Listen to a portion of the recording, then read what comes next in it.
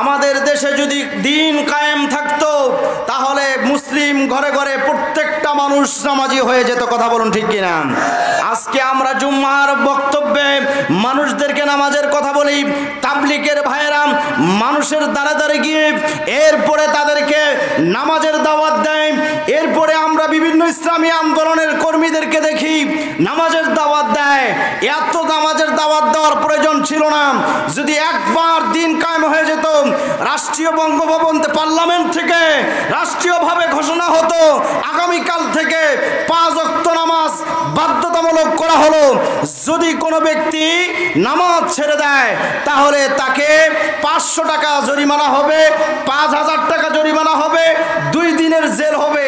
এতটুকু যদি দেয়, যারা জীবনে মসজিদে আসে নাই মুয়াজ্জিনকে বলবে আপনি একটু ব্রেক থাকেন, আগামীকাল থেকে আমি মুয়াজ্জিন সাজবো।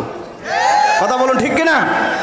ও জানে যদি এখন নামাজে যদি আমি না যাই তাহলে জেলও দেওয়া লাগবে, জরিমানাও দেওয়া লাগবে।